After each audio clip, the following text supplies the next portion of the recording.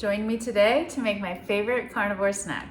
Hi, I'm Jen. If you're new here, I am delighted to meet you. And like I said, today we're making my favorite snack, which is beef jerky. Specifically, jerky made from brisket and salt. That is it. I've been making this for a long time, but I almost always buy a brisket flat, which is a special cut of the brisket. It's basically just a completely uniform sort of square with a little bit of fat on the bottom, and it's really easy to cut and use. But this time I decided I want to go for the whole deal and get the whole big brisket, fat and all.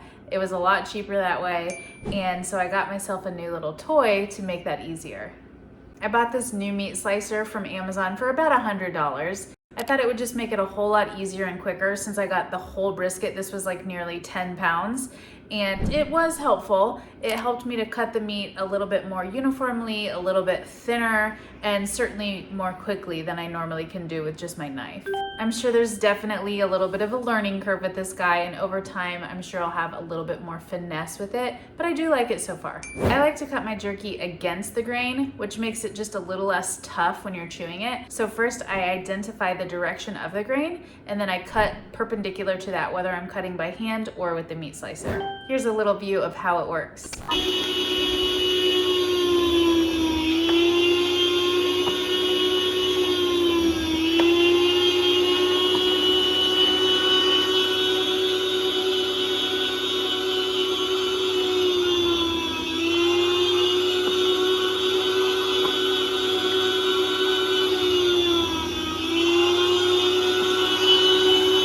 I found that the really fatty pieces were pretty hard to cut with this meat slicer. They just kind of got gunked up in the blade and made it really tough to get uniform strips. It might have been better had I frozen it for a little while before cutting it, but like I said, I'm still learning. After a while, I kind of gave up and put on my steel gloves so that I could push the meat toward the blade with a little bit more precision.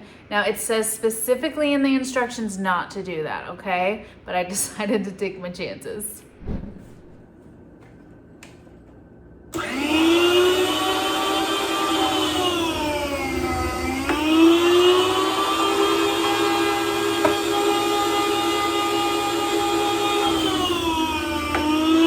Whenever I make jerky, whether it be with this meat slicer or cutting it by hand, once I have a bunch of slices, I lay them all flat on cutting boards, and then I just salt liberally with Redmond's real salt.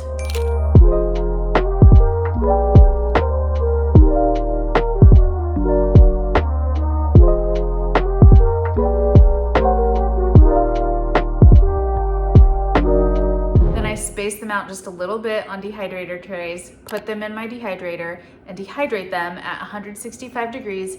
This batch I did for about 7 hours. And this is what it looks like when it's done.